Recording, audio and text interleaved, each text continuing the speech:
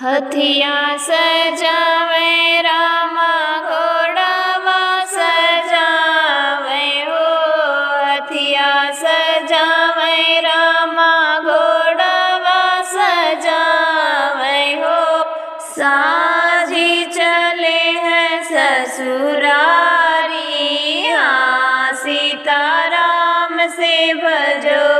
हाँ जी साजी चले हैं ससुरारी, हाँ सीताराम से भजो। जाई के पहुँचे जनकपुर के बगिया हो। जाई के पहुँचे जनक जी के बगिया हो। अरे सूखल पेड़ हरियाई, हाँ सीताराम से भजो। हाजी सूखल पेड़ हरियाई, हाँ सीताराम से भजो। जाई के पहुँचे जनक जी के सगरा हो। जाई के पहुँचे जनक जी के सगरे हो। अरे सूखल सागर भरियाई, हाँ सीताराम से भजो। हाजी सूखल सागर भरियाई, हाँ सीताराम से भजो। हथिया सजावे रामा घोड़ावा सजावे हो। हथिया सजावे रामा घोड़ावा सजावे हो। अरे साजी के चले ससुरारी, हाँ सीताराम से भजो। हाजी साजी के चले ससुरारी, हाँ सीताराम से भजो। जाई के पहुँचे जनक जी के द्वारे हो। जाई के पहुँचे जनक जी के द्वारे हो।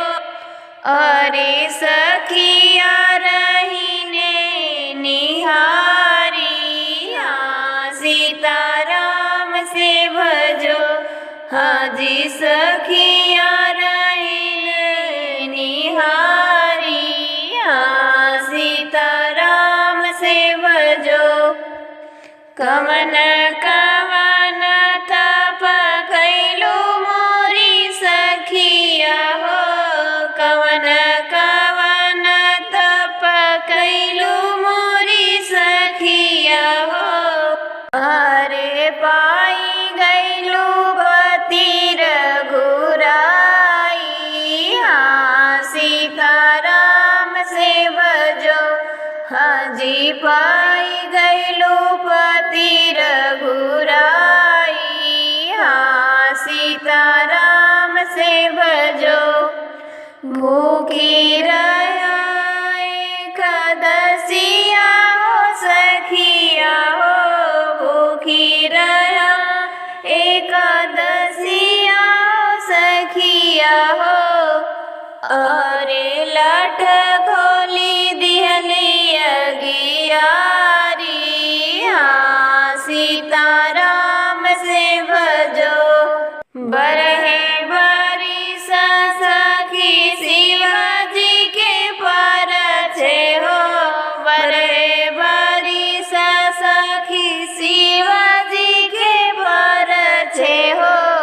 अरे तब पति पाए रघुराई, हाँ सीताराम से भजो। हाजी पर पति पाए रघुराई।